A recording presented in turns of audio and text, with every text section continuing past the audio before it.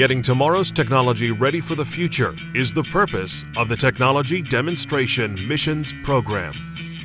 Taking today's most promising exploration technology and raising it to the level of maturity that mission planners require means that TDM puts the technology to the test.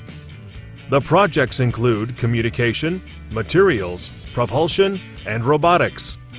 Key to any exploration program is effective communication. Current technology is hitting a bandwidth and wavelength ceiling.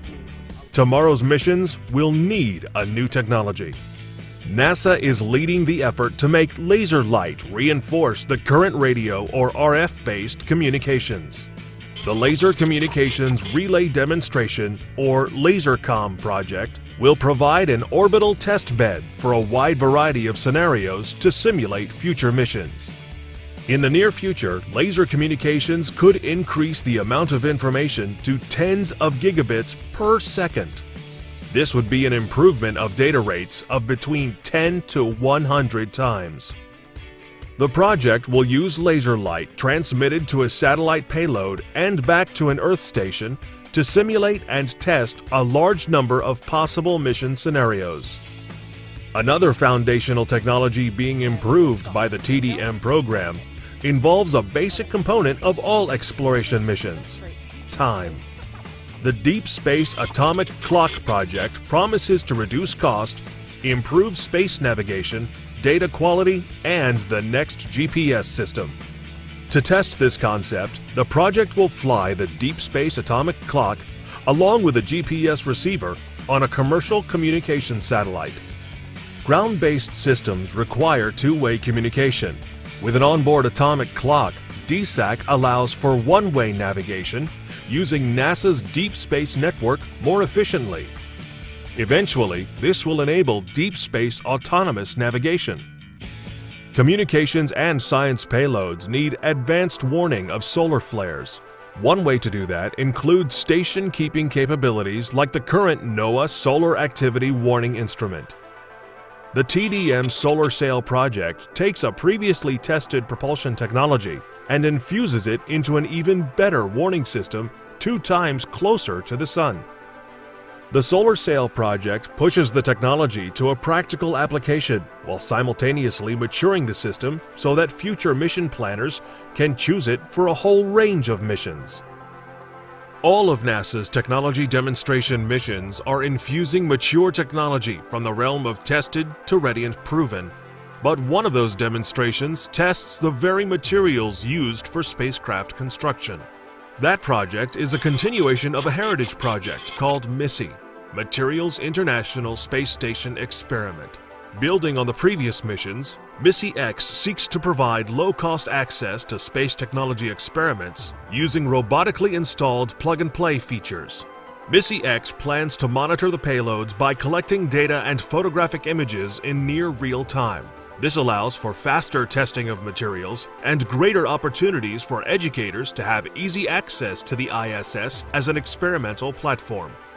Maturing materials and technology continues to be an objective of the TDM program. Sometimes that means putting instruments on the spacecraft of other NASA missions to further our collective knowledge. One project that does that is MEDLI. MEDLI stands for Mars Science Laboratory Entry, Descent, and Landing Instrumentation. MEDLI is an instrumentation suite embedded in and behind the heat shield of the Mars Science Laboratory, now on its way to a Martian landing this summer. The instruments gather real-time data on the atmosphere, thermal protection system, or heat shield, and aerodynamics during entry and descent.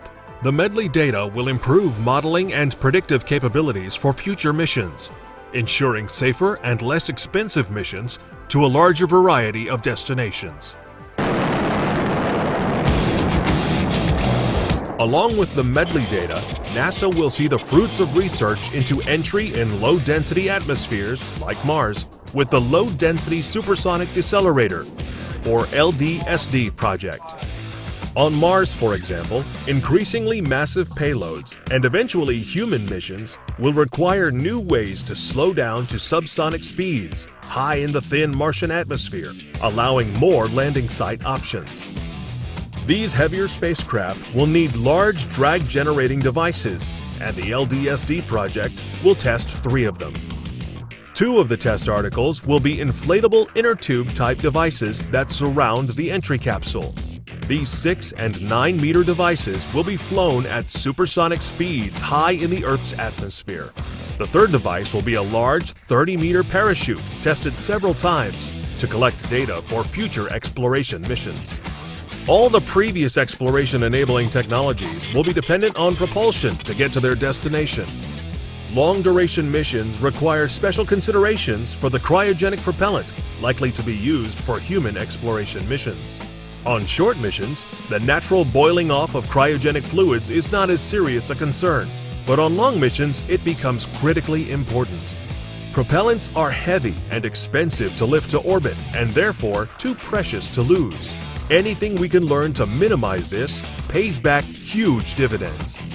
There are a variety of approaches to meet this challenge, including passive systems like insulation and active ones like refrigeration.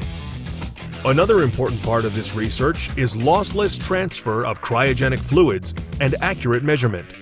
Once completed, the flight demonstration technology projects will be extremely valuable, enabling us to reach our exploration goals beyond Earth orbit. As we begin to land even more ambitious crewed and robotic missions, one of the most challenging aspects of those missions will be landing in a large variety of conditions. The Autonomous Landing and Hazard Avoidance Technology, ALHAT, uses sensors to rapidly map the ground in 3D and measure range and velocity far more accurately than existing radar systems. ALHAT has already made tremendous strides in meeting the challenge of safely landing in some very difficult terrain.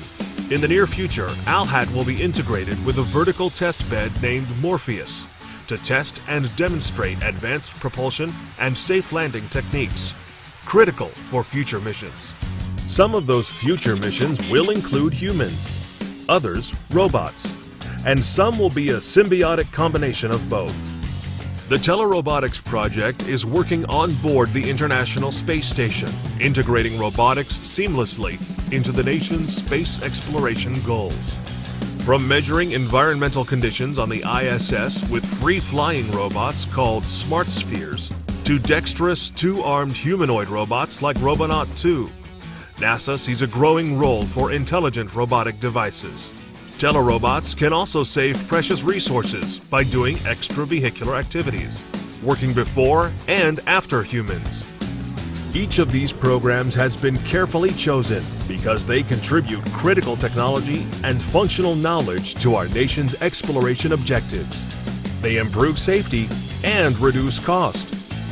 The Technology Demonstration Missions Program provides new knowledge and capabilities needed to enable NASA's future missions.